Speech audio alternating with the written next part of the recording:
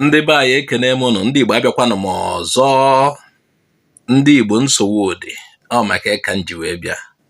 Enwere ka m mesi bịa ha na ọ na-ama na nsogbu dị. Ụnụ mana m wụ onye fụrụ ndị Igbo n'anya. O nwere okwu nwanne anyị nwoke kwuru nchọ ka unu gee. Ọ dị oke mkpa. Ụfọdụ n'ime unu nwere ike awụ na ha afụ na mana ọ na-efubeghị.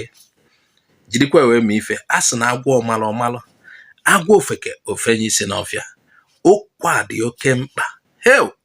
Ndị Igbo, mmiri na-achọ iri anyị, mana anyị ekwe ka mmiri ari anyị.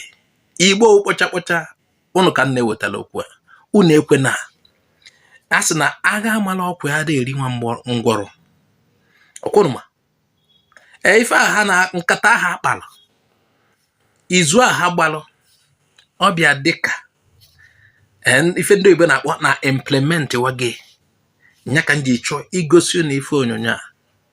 Unu nenecha anyị ekwukwa obere okwu gbasara ya wee mechie. Hey, ndị be anyị ayaghị ekwe, ayaghị ekwe nata. Ndị Igbo ayaghị ekwe. Mmiri anyị eri anyị, mmiri anyị eri anyị, onye eri anyị. Ngwa geenụ ntị ka unu nụrụ. Igbo ekene m, Igbo ekene m, Igbo ekene m, Igbo ekene m. Nwa bụ ezobi dị mmiri ma ife nsị ka nkọ dị ka ngwa ibe anyị. Mabụkwa m na Igbo na-anazikwa ana. Igbo na-anazi ana.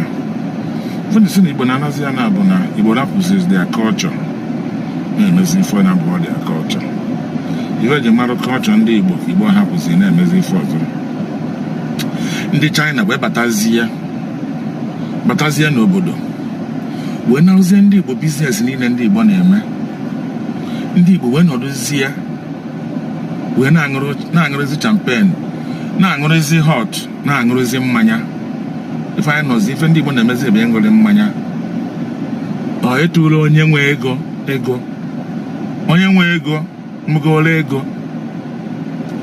na-eme ife na-akwa nne ya ma na-akwa nne ya. Ife ndị Igbo na-emezi ebe etula onye ego. Ndị China wee bata obodo wee were biznes niile ndị Igbo na-eme wee nakọrọ ndị Igbo. Gwana m nke fọnụ ị bịa na ọdụ adị ndị China na-arụgo ndị Igbo biznes ebe a. Ị bịa na arị na nwana ebe nwana anyị nọ, ndị China abịago n'alụ ndị Igbo dị biznes. Ndị Igbo bụ ka a na-agbazi. Ị bịa na aluminium profile, otegoro ndị Igbo bịa n'alụ ndị Igbo n'alụ anyị dị biznes bịazi na-alụ factory ya na Nigeria. Ke biznes ọzọ anyị na-emezi. Ife ndị Igbo nọzi bụ ịpụta na Facebook na-efe ego. A na-soludo na-akpụkọ ndị dibịa ma ndị youth. Ke ndị kọsụ ya ọnụ nwa bụ ndị big man kọsụ the problem.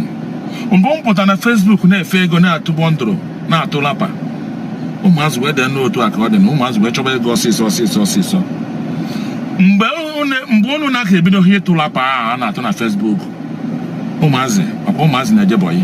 Mana nkịta na ụmụazụ ahịa ejezi bọyị nụ fafụgo lapa a na-atụ wee chọba na ya ọsịsọ mpụta na Facebook. Ma ndị ahịa enyela aka nkụ na-atụ lapa na-efe ego na Facebook. Ndị nna anyị akpata ego abụọkwa otu a ka esi wee mee ya. Ndị nna anyị akpata ego bụ ife a na-eme bụ mmadụ one ka ịzụpụta, mmadụ bọyị one, ndị bọyị one ka isetụ, mmadụ one ka ịzụpụta. Ife eji ama ọgaranya n'ala Igbo kịta azụ ife eji amazi ọgaranya bụ ife ego na igo nnukwu mmanya.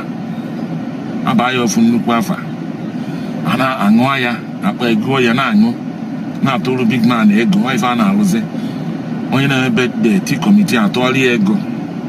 Mana ife m ji agwakwa unu chere kpakwa na aka chelụ ndị China na-abịakwa na biznes ahụ na-eme ndụ self. Biznes ahụ dị na ndụ self ma alụ ala unu na-eme no problem. Ndị China na-abata afọ ya abata there very soon. They will come there. Ọ ya abịa fajide ego biznes na ya na-eme iru alaba fekwa ndị ba izu ike. Ibi ọdụ adị ekwe ndị ba izu ike. Ije trade fair ndị China ekwe ndị ba izu ike. Ibia ebe ọ bụla ndị Igbo na-eme biznes ndị China ekwe ha izu ike. Ndị China abịa Nigeria ala factory ya na-eproduce ya ndị ba na-agbazi odibo. Ndị ba na-emezi ebe ịgbazi odibo na ya ịgbazi odibo. Ndị China na-abịa onye be anyị si ya lụọ factory ọsị gị na ọkụ adịghị na-enweghị ọkụ mana ọ ya alụ hotel na-eme advert hotel ya 24 hours right. Gwazienụ mmụọ n'eluigwe ka ọkụ a ọ ji ya apọwa generator ya 24 hours right. Ọ n'eluigwe ka ọkụ a si abịa. Mana ọ bụrụ nke ịlụ factory ọ sịghị na ọkụ adịghị na Naịjirịa. Na Naịjirịa enweghị ọkụ. Mana ọ bụrụ ịlụ họteelụ enwe ọkụ adị. Ndị Igbo nna ọ bụ ọnụ ka nna. In the next 10 years na ndị Igbo na-agbata ndị China boy. Ị na-emekwa n'ihi na alụ ele fire agbapụta unu dị a. They will come there. See, ịchọ ịkpọ m iyi, ịchọ ịkọ ife sọrọ gị, onwe gbasara m, nna agwa gị na nna agwa gị eziokwu. Anọghọ m ụmụazị mụtazie kwuo dị ọnụ oke ite ka eji akpata n'ego nụ. Ụmụazị mụtazie dị ọnụ oke ite mbụ pụtazi ego na Facebook na onye na-eme ife mepe platform atụ big man atụjọrọ ya ego. Mana onye bụ onye n'idi ego a bụ nwa ogbenye n'idi ego a enye $1 naira. Because na ọ ya return nwu. Ife unu na-emebi imepe crop baa ya ofu nnukwu afọ na-aje na-aṅụrị champagne. Mwapụ na crop ọ bụ na onwe crop ndị Igbo nọ na ya mepegolo ofe ife ma ọ mepee motherless baby ma ọ nwee school ma ọ nwee farm ebe eme ndị mmadụ employed ebe a na-akọ nri ma ọ nwee factory fanwe onye akpa afọ ya ka mfụ. Ma ọ crop ndị Igbo achọghị m ịkpọba afa ma ọlụ ụmụ crop ndị Igbo na-ehe odo big crop a ndị Igbo na-ehe odo ọhụ ije ṅụ champagne kun na-eje aṅụ champagne kun na-eje aṅụ ma ije ṅụ konyak pụta ọfụ ma ịṅụ nke a na-akpọ ya champagne ma nke a na-akpọ ya whisky pụta ọfụ onwe ife unu na-help masses. You people are not helping masses. Motherless people wana alụ nwụ school wana alụ nwụ even igo nnukwu ana na-eme farm unu eme nwụ even ime ndị mmadụ nothing just ịṅụ champagne ma onye mpịa nwụ ma mama ya nwụ na tụọrọ ego tụọrọ ya millions onwe ife ọzọ na-alụ onwe hazi na ndị China bata n'ime ebe bata na Nigeria na-anakọsa anyị biznes ndị Igbo nọrụzie tọnụzie na-aṅụzi champagne ife na-aṅụzi bụ champagne na whisky na ndị Nigeria na-aṅụzi konyaki onwe ife ọzọ onwe hazi na eze ọba Idemmili anyị na-ekene for this timely intervention. Dịka ntị egwu na-atụọla ọmala atụọla ofe ka ofenye isi n'ọfịa. Dịka o si ikwu nwoke Idemmili si wee kwu Igbo na-ana Igbo ahapụghị ife eji wee gbara ha. That culture of ịzụ afịa eji wee mara anyị gbabọị kpata ego. Igbo ahapụghị. Ọ na-ama ọnụ culture ka ọwụ.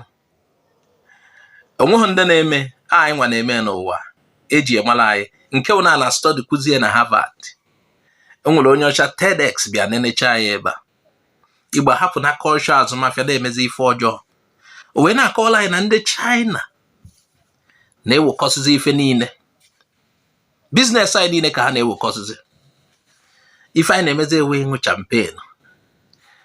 Na-atụkwalụ ndị nwere ego. Onye afụ onye Igbo nke a na-emepe ụlọ, onye Igbo nke a na-akwa nne, onye Igbo nke a na-eme birthday. Ife ụdị ego ya na-efe. Na-atọ ya ịghọta kedu the meaning of that.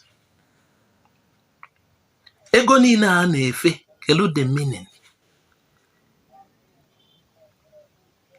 Asị m kwuo ndị be anyị na-emisuse social media anyị na-afụ. A na-emisuse social media. Kọmasị na social media expose go ọtụtụ ife anyị amụghọ bụ na-eme. Etu a ka Igbo si eme negodo na ụdị ego a na-efe. And nke na-ewute m onye a na-efele ego awụ onye nwekwala ego. Aha asị nọ ndị ogbenye ka a na-efe. Nọ ndị nwekwala ego ka a na-efe nyawa ego. O mezie ụmụ boys onye ọ na-ekopụna onwezi onye chọrọ ịlụ ọrụ onye ọ na-achọrọ nke aha ya ebute maka ị na-enene ndị a na-efe ọ na-adị ka ha ebutere easily. Ewesi na ndị China ewerichana ebe ọkpọgasị ma ọdụ adị ma aluminium profile na ha ewericha gị. Anyị na-efelisi ego. Ụmụ anyị na-amụtazi ife ọjọọ onwezi nke kwela agbabọị.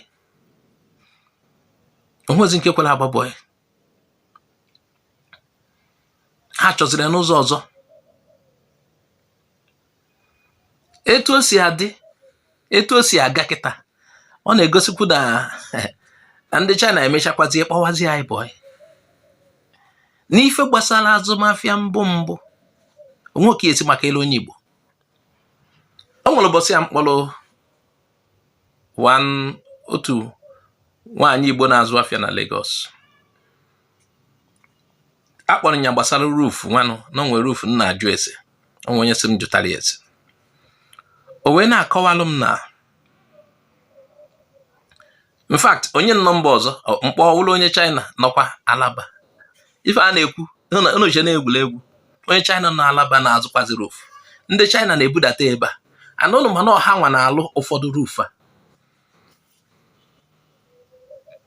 So ebe anyị sikarị ya ewu na ha na-manufacture kwu, ha butuo afịa, nsogbu adịla anyị.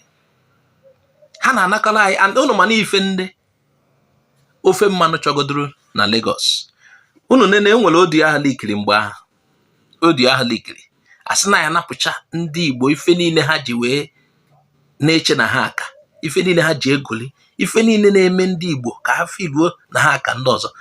N'odi ahụ likiri asị na ofu gọvanọ na gọvanọ ọzọ n'ugwu ọzọ, gọvanọ ndị Yoruba asị mechaa alụ na gọvanọ si aha awụrụgo ha achịcha na kịta. Ka ife a na-akpa n'odi ahụ etu ha esi replace ndị Igbo welu ndị ọzọ gbanwee ndị Igbo. Unu n'anya dịka ife na-eme kịta, a na-analụgasị anyị ọnọdụ ma na-afịa agasị a na-ewelu ndị be ha tinye. Inenekwuo na Lagos a na-efichapụ afọ anyị, nke ahụ ahụgodo mwute m, achọ ificha afọ mana ịnala anyị ife eji mara anyị. Ofu onye na-asị na anacha anyị ya n'obodo ndị ọzọ abịakwa na be anyị bịa nala anyị ya, na-achọ ka ha ghara inwe ife anyị. Ọ dịka ọnya na-eme, ọ dịkwazie ka anyị na-akwado ha ka ha wee megide anyị. Kịta ahụzi mgbe a na-asị hey nekwe nwoke a n'ọzụrụ mmadụ one na boy zụpụta ha ife ha wụrụ nnukwu mmadụ. Kịta ahụzi mgbe ife a na-anụ n'ofekatala ego ojiaz n'ofegide ofe $1 million ọ ife a na-anụzi na-ewe. Ihe ahụzi mmadụ one ka ọ zụrụ. Ife na-aza na something is going down the drain. Igbo na-ego down the drain. China nwayọ nwayọ ịma na ha nwekwa ka ha nwa si eme nke ha. Anyị ahazi alụ factory.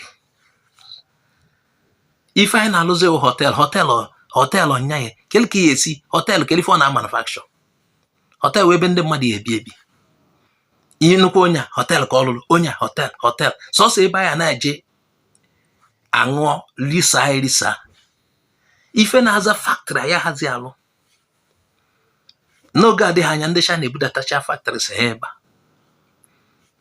Mgbe ahụ ya compete nwudo.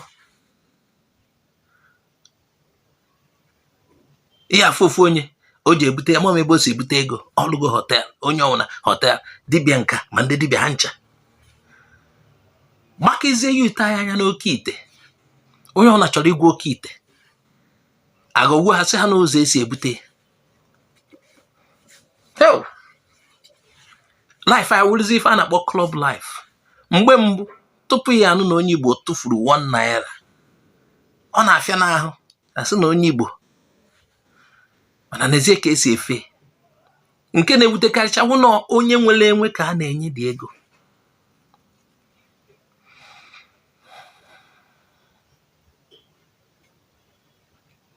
A na-agba egwu enweghị isi. Ịmakwa ndị anyị wụ nka. Anyị kwesịrị ịba ife gbasara ịkọ nri ma ịlụgasị schools. Mana ọnya ka anyị na-eme, hotel ka a na-alụ, ebe niile a na-ege enwe aṅụrị ife agbakaziri ụmụ Igbo anya. Kedu ife anyị asị na ụmụ Igbo na-emekarịcha kịtazi wụ biznes ha.